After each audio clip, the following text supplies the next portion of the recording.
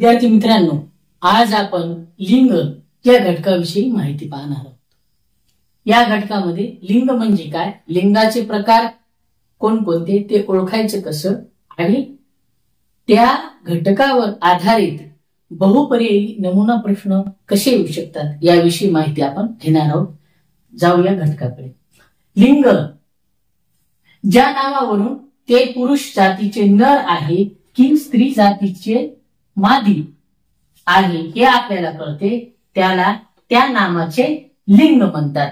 लिंगामध्ये 3 शब्दाद्वारे आपल्याला लिंग ओळखता येते। लिंग ओळखायचं असेल तर पुल्लिंग ओळखण्यासाठी आपल्याला तो हा प्रत्यय हा शब्दाने आपल्याला पुल्लिंग ओळखता येतं, ती या शब्दाने आपल्याला स्त्रीलिंग ओळखता येते आणि ते या शब्दाने आपल्याला नपुंसकलिंग ओळखता येते। तर आपण पहिल्यांदा पुल्लिंगाची माहिती घेऊ। ज्या नामाने पुरुष जातीचा बोध होतो त्याला आपण पुल्लिंग म्हणतो आणि त्यासाठी तो हा शब्द लावल्यानंतर आपल्याला ती पुल्लिंग आहे किंवा नाही हे ओळखता येतं। उदाहरणार्थ राजू, बैल, आंबा, डोंगर, म्हणजेच तो राजू, तो बैल, तो आंबा, तो डोंगर। दुसरा प्रकार आहे लिंगाचा स्त्रीलिंग। ज्या नामाने स्त्री जातीचा बोध होतो त्याला स्त्रीलिंग असे म्हणतात। स्त्रीलिंग ओळखण्यासाठी आपल्याला ती हा शब्द उपयोगी पडतो। उदाहरणार्थ राधा, गाय, नदी, लाट, म्हणजेच ती राधा, ती गाय, ती नदी, ती लाट। तिसरा प्रकार आहे नपुंसकलिंग।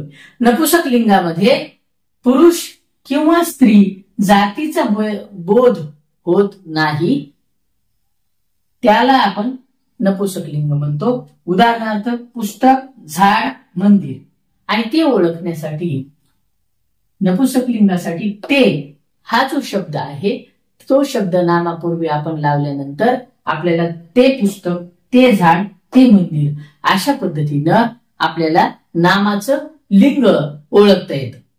आता या लिंग या घटकावर आधारित प्रश्नपत्रिकेमध्ये कोणत्या स्वरूपाचे प्रश्न येऊ शकतात, बहुपर्यायी कोणते प्रश्न येऊ शकतात ते आपण बघूया।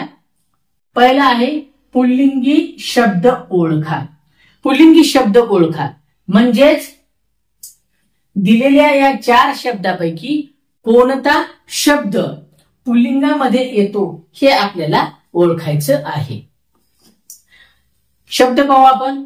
गाय, मांजर, मुलगा, पुस्तक। तर पहिल्यांदा सांगितलं तसं पुल्लिंगी शब्द ओळखण्यासाठी आपल्याला तो शब्द लावावा लागेल, त्याद्वारे आपल्याला कळेल की या दिलेल्या शब्दातील कोणता शब्द हा पुल्लिंग आहे। तो गाय होणार नाही, तो मांजर होणार नाही, तो मुलगा होईल, तो पुस्तक होणार नाही। म्हणजे मुलगा या शब्दाला मुलगा या नामासाठी आपण तो शब्द वापरल्यानंतर तो मुलगा हे बरोबर होत आहे, म्हणून या शब्दातील मुलगा हे पुल्लिंगी शब्द आपल्याला ओळखला। त्यानंतर दुसरा आहे स्त्रीलिंगी शब्द ओळखा। अशाच पद्धतीनं स्त्रीलिंगी शब्द ओळखण्यासाठी शब्दाला आपल्याला ती शब्दद्वारे आपल्याला ओळखता येईल। ती पृष्ठ, ती सृष्टी, ती आनंद, ती झाड, यातील ती सृष्टी हे अतिशय बरोबर आहे आणि इतर शब्दाला ती हा शब्दाद्वारे ते स्त्रीलिंग होत नाही। तिसरा प्रश्न आहे विरुद्धलिंगी शब्द निवडा। म्हणजे एक शब्द आपल्याला दिलेला आहे वाघ्या, आणि वाघ्या हा नरामध्ये येतो, त्याचा मादी असलेला शब्द आपल्याला निवडायचा आहे। वाघ्यामध्ये वाघी, वाघीण, मुरळी, वाघोबा हे पर्यायामध्ये आपल्याला वाघ्याचं वाघी होणार नाही, वाघीण होणार नाही, मुरळी होईल, वाघोबा सुद्धा होणार नाही, म्हणून वाघ्याचा विरुद्धलिंगी शब्द आहे मुरळी। चौथा आपल्याला प्रश्न आहे वाक्यातील नामाचे लिंग ओळखा। वाक्यातील जे नाम दिलेले त्याचं लिंग आपल्याला ओळखायचं आहे। वाक्य आहे झाडांची पाने तरंगत होती, यातील नाम काय तरंगत होती, नाम ओळखण्यासाठी, तर हे नाम आहे पाणी, आणि या पाण्यासाठी आपल्याला कोणतं लिंग येईल हे शोधायचे। यामध्ये महत्वाचा असा एक नियम आहे की जे नाम अनेक वचनी असतं त्या नामाला आपल्याला एकवचनी करावं लागतं, म्हणजेच पाने याऐवजी आपल्याला पान असं करावं लागेल। आणि मग पान या शब्दासाठी, या आपल्याला नामासाठी आपल्याला तो तिथे प्रत्यय लावून बघावं लागेल।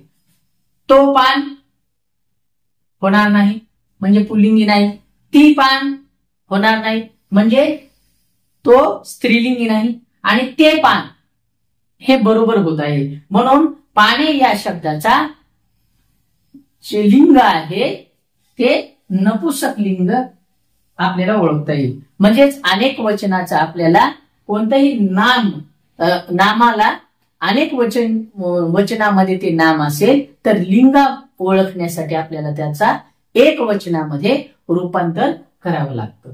अशाच पद्धतीनं आपण आज लिंगाचे प्रकार, ते कोणत्या शब्दांनी ओळखायचे आणि त्यावर आधारित कोणते प्रश्न आपल्याला येऊ शकतात याविषयी माहिती घेतली। धन्यवाद।